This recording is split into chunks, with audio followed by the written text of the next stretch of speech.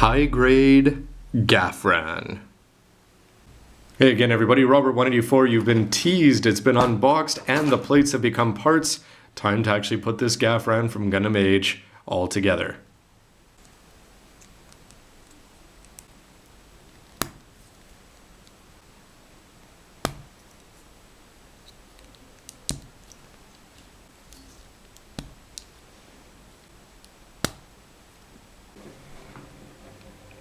And now spinning into blue in all of its two-color glory, you have the first, the Zaku 2, if you will, of Gundam Age.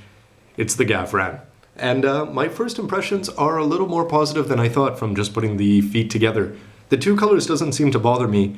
My biggest issue, I guess I'd have to say, and this goes back to the MS design, is just the fact that it doesn't really look like a Gundam enemy at the moment. However, the UE being who they are and the mysterious folks, I'm sure they've got quite a few surprises up their sleeves, and I look forward to seeing them. It doesn't look bad, you don't see the green, the head does seem a little bit oversized compared to the small legs, but once we get this fully armored up, it may leave a different impression.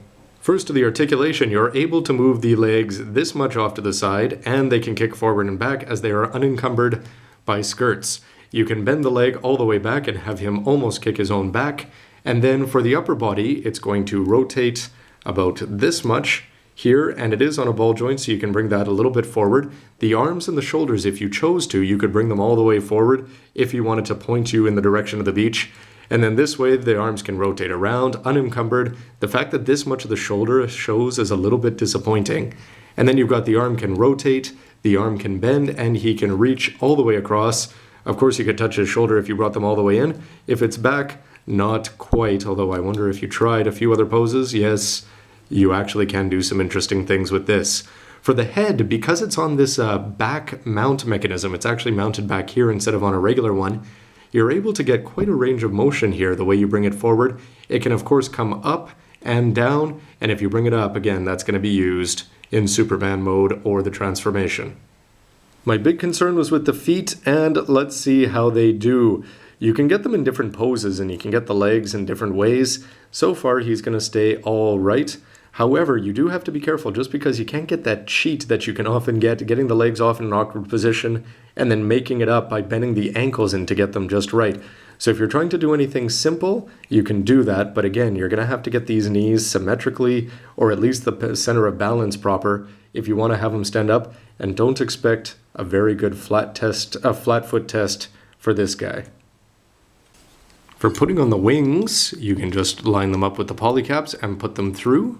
When you attach the tail on here, then you're going to get a much more interesting look if the skirts don't fall off. When it's fully weaponized, it has a completely different feel. Of course, it bulks up hugely going front to back just because that tail is going to stand out like crazy. The wings do add the impression of thrusters back there and a lot of width.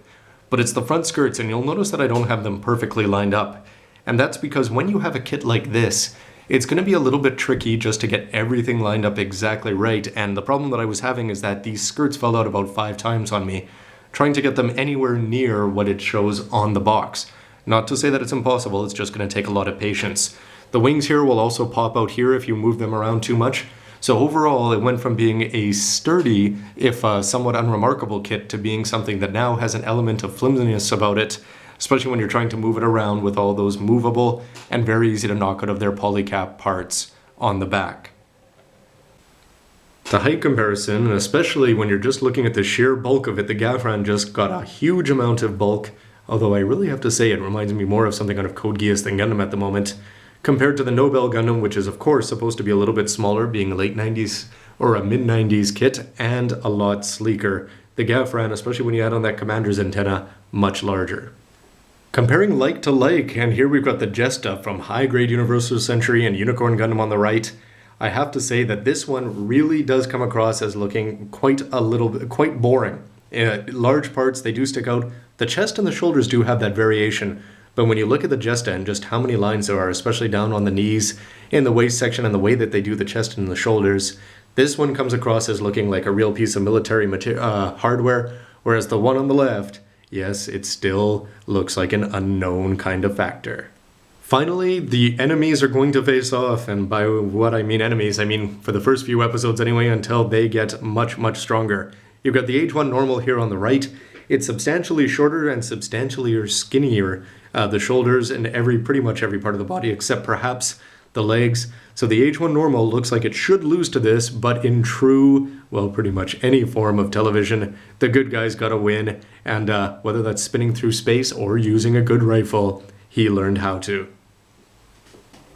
To the standing poses where you are going to have problems getting the legs into too many interesting positions because of their lack of mobility, and the fact that the tail adds that much back weight to it.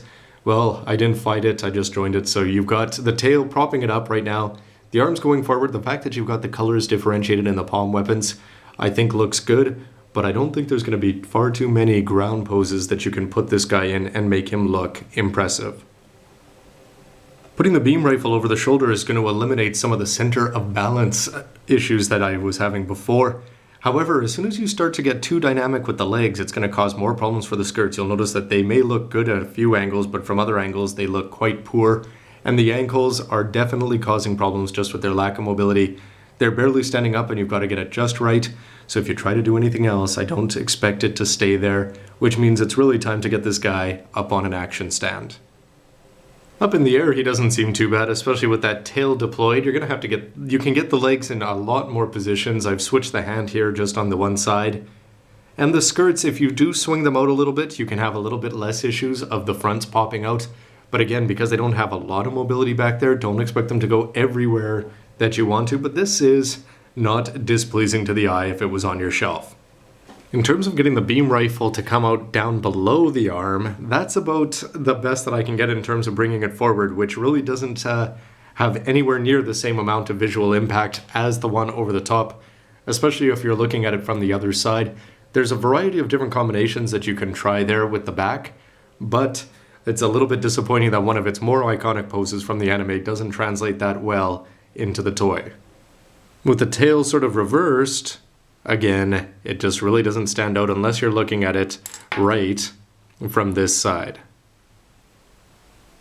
For the transformation, first you'll want to put on these hands and turn these arms out to the side. Bring the shoulders forward, and then you'll see that these are going to cause or become the front legs. The next thing to do is to open up the helmet by swinging these parts open, and then you're supposed to bend the whole head back like this. The wings do get in the way a little bit, but we can start to see it taking shape.